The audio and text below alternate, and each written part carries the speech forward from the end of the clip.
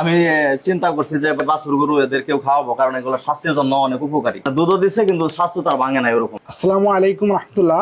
আজকে আমরা চলে এসেছি ময়মনসিংহ জেলার ফুলতলা উপজেলার বাইটকান্দি ইউনিয়নের উতারকান্দি গ্রামে হান্নান ভাইয়ের খামারে। আমরা আজকে হান্নান ভাইয়ের কাছে জেনে নিব আমাদের এই পিংসলগুলো তার এই খামারের গবাদি পশুর খাওয়ার মাধ্যমে সে কিরকম উপকৃত হচ্ছে আমরা তার কাছে জেনে নেব। আসসালামু আলাইকুম ভাইয়া, কেমন আছেন? আসসালামু আলাইকুম ভাই, ভালো আছে? জি আলহামদুলিল্লাহ ভালো আছি। ভাইয়া আপনি আমাদের থেকে কয়বার এই হিমালয় পিংসল নিয়েছেন এই ব্লকগুলো?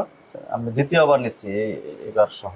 আপনি কিরকম উপকার পাচ্ছেন এই ব্লকগুলো আপনার গরুর খাওয়ার মাধ্যমে?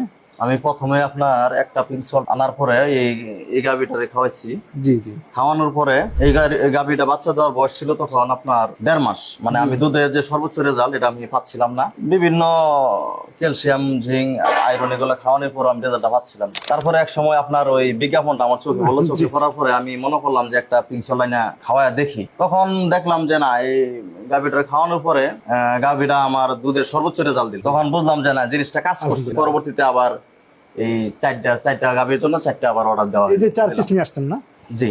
তবে পরবর্তীতে আমি চিন্তা করছি যে বাছুর গরু এদেরকেও খাওয়াবো, কারণ এগুলো স্বাস্থ্যের জন্য অনেক উপকারী। দুধও দিচ্ছে কিন্তু স্বাস্থ্য তার ভাঙে না এরকম। এই যে সামনে এরকম ঝুলে রাখছেন তে ওর ইচ্ছা মতো চেটে চেটে খাওয়াচ্ছে। হ্যাঁ, আমি দানাদার এবং ঘাস দেওয়ার পরে খাওয়ানোর পরে যখন ওগুলা কাজ শেষ তখন আমি এগুলো ছেড়ে দিই, এখানে আটকায় রাখি। তারপরে এটা ছেড়ে দেওয়ার পরে ওরা মানে ওদের ইচ্ছা মতো ছাড়তেছে। আপনাকে অসংখ্য ধন্যবাদ আমাদেরকে সময় দেওয়ার জন্য।